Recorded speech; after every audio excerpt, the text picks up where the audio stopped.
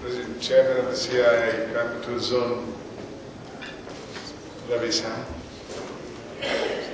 past chairpersons, members of the CII Capital Zone, ladies and gentlemen. You have a theme today, today's program, which says, "Give till it hurts." I have nothing to give. So question of trying to hurt myself doesn't arise. But I'd like to stress on two things about which I am very seriously concerned. The first one is we adopted democracy as the political system of governance in this country. Though the system was discussed way back in 1946 by the Constituent Assembly, accepted by the country on 26th of January 1950, everybody said the system's definition was government of the people, by the people, for the people. Does that system still continue is a question which is lingering in my mind. The second one, which is also part of the theme of the seminar, is to identify heroes. I want to say something about that. So my address to you is going to be on these two lines. Maybe I'll be digressing a bit just to emphasize on certain other aspects.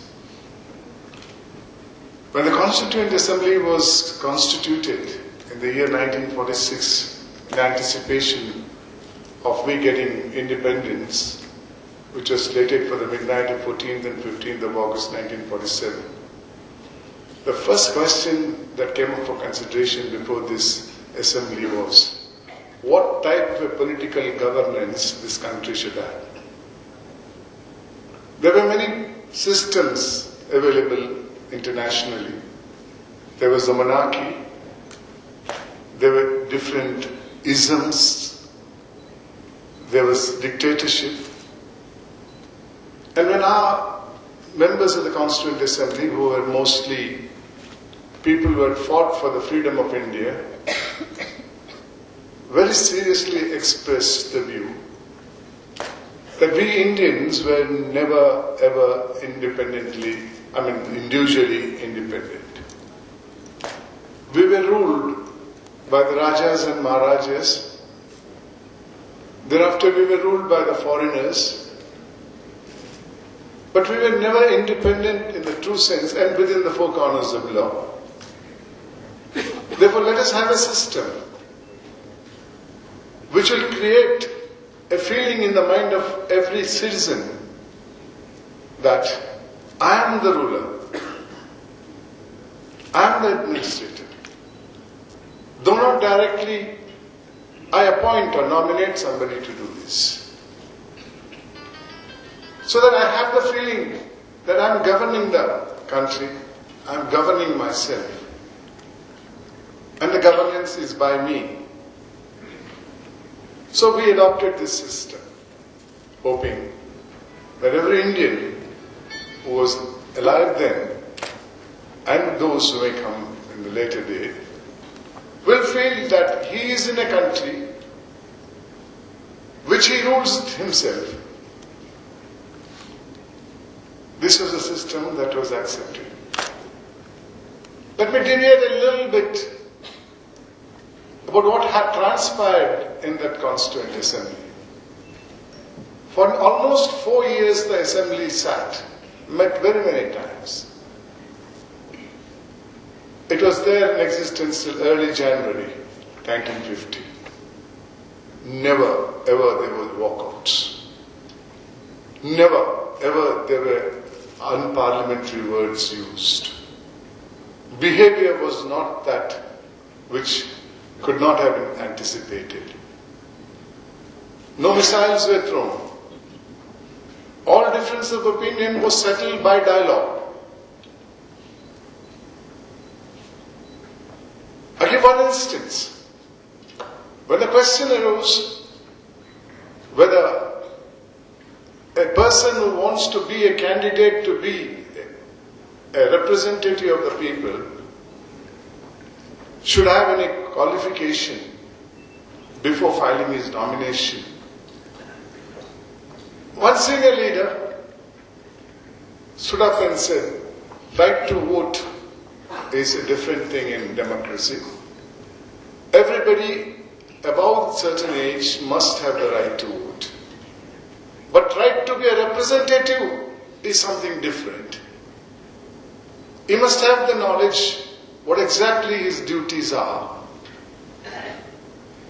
Therefore, let us introduce a little qualification so that he can understand his responsibilities and he knows what to go talk in the assembly or the parliament. Place before them the difficulties faced by his constituents.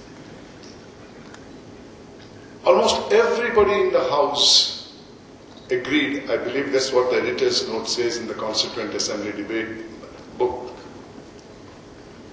One voice stands up, knowing very well he is a minority, in the sense, numerically minority. But he still says, President Sir, recently we adopted democracy as a system of governance. You all told us it meant government of the people, by the people, for the people. We all had a role to play in it. But since all of us could not sit in the assembly or the executive or the judiciary, we sent our representatives there either through the process of election or through the process of selection. But today you want to impose an educational qualification as a condition precedent. Sir, today the population of India, this is in 1946, is 40 crores, out of which 80% of the people are illiterates. You are reserving this right to represent the people to a 20% population of this country. Will this be a true democracy or will it be a 20% democracy? Again, the editor's note says the House was stunned. There was nobody to oppose. Compare it with what would have happened today. You would have been shouted down. On the contrary, the gentleman who spoke, the honourable member, stands up and says, I am sorry, I was wrong. The honourable member who suggested this, his views are correct. I did not think it in that lines. I am convinced that I am wrong and he is right. And the Parliament and the Constituent Assembly then decides to leave this issue to the Parliament to be elected later and bring in a law called the People's Act, Representation of People's Act. Just see the difference in the political system, the behavior of our leaders. You would have noticed when 2G scam was revealed, Parliament decided to inquire into it. They wanted whether the JPC, Joint Parliamentary Committee, or PAC, the Public Accounts Committee, both are committees of the Parliament, which one should investigate? The debate went on for 23 days.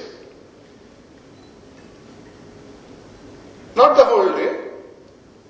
The beginning itself, there will be a ruckus, and they all walked out. House adjourned. I go to very many colleges to interact with students. On the 17th day, one student asked me, Sir, what a shame. 17 days have gone by and our parliamentarians have not been able to pass one bill, sir. I told him, young man, you're wrong. Hundreds of bills have been passed. The members' eating bill, sleeping bill, standing bill, walking bill, all bills have been passed, but not the bills that are necessary for which they have been sent there. Please notice the difference of the proceedings in the Constituent Assembly and what's happening. 9 days have gone in this monsoon session. I was watching the television in the afternoon. I was told even today the House was adjourned. And is now adjourned to 9th of this month, December. We in Karnataka had a very interesting situation when the governor in October 2010 asked then the chief minister to prove his majority. The proceedings were telecasted live. We could see the police commissioner being beaten up. Marshals of the house was beaten up. And there was a vernacular channel which was playing a song which says, "Is this the culture we have? Idene sabhyate, idene samskriti." They are our elected representatives.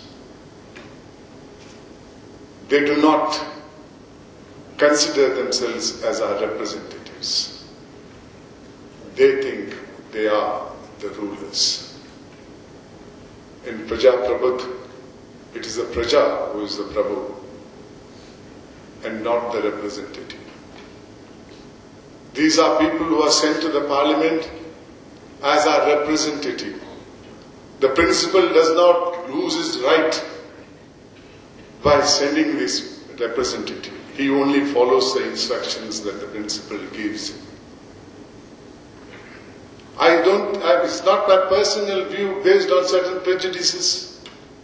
Ladies and gentlemen, you would have read a few months back when the members of the civil society were negotiating with the government of India in regard to Lokpal bill.